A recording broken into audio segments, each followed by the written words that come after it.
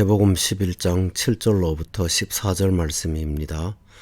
그들이 떠나매 예수께서 무리에게 요한에 대하여 말씀하시되 너희가 무엇을 보려고 광야에 나갔더냐?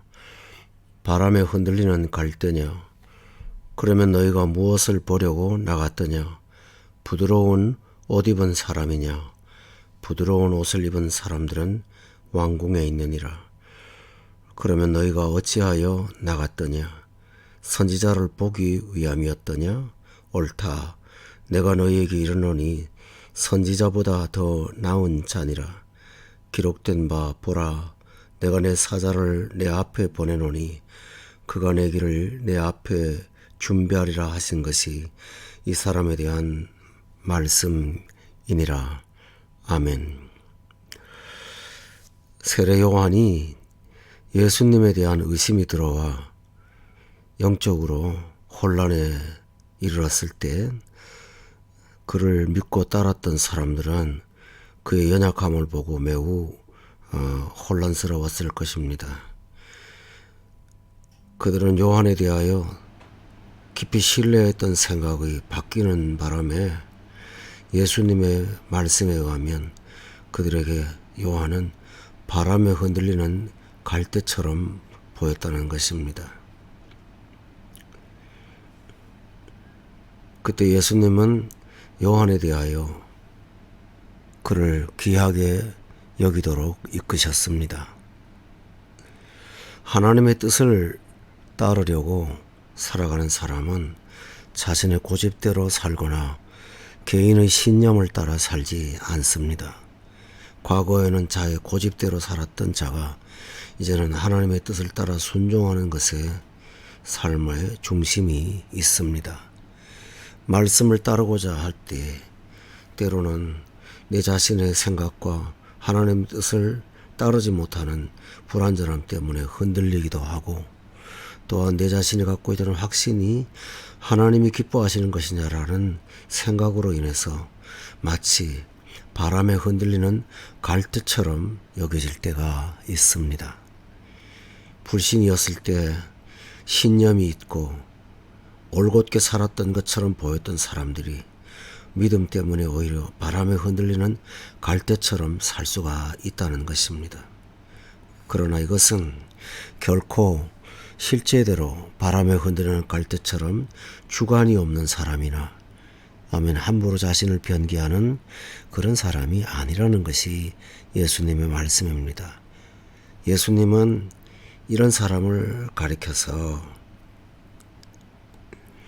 이렇게 말씀하십니다. 여자가 낳은 자 중에 가장 큰 자라고 말씀하십니다. 또 이 사람은 선지자보다 나은 자라고 말씀하십니다. 또 이 사람은 주님을 위해서 가장 귀하고 가치 있는 삶을 살아오고 살아가는 사람이라고 말씀하셨습니다. 또한 예수님은 이 사람이 복음의 시대를 여는 율법의 마지막에 있고 복음의 시대를 여는 새로운 시대에 쓰임받는 새 시대의 엘리야라고까지 말씀하셨습니다. 우리는 사람의 평판을 의식하지 아니할 수 없습니다. 그러나 사람이 평판이 중요합니까? 하나님의 인정하심이 중요합니까? 하나님의 뜻을 따르고자 자신을 꺾으며 자신의 고집을 꺾으며 살아가는 사람이라면 주님은 그 사람을 진정으로 참된 사람이라고 말씀하고 있는 것입니다. 요한은 어떤 사람이었습니까? 예수님은 이 사람을 가리켜서 천국을 침노하는 사람이었다고 말씀합니다. 주의 뜻을 따르기 위해서 자신의 뜻을 포기하고 주님의 뜻에 맞지 않는다면 추진했던 것도 버릴 줄 아는 사람이라면 주님은 이런 사람을 일컬어 천국을 침노하는 사람이라고 말씀하신 것입니다.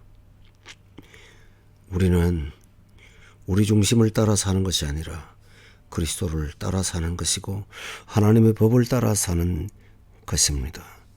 여러분은 천국을 침노하는 자입니까?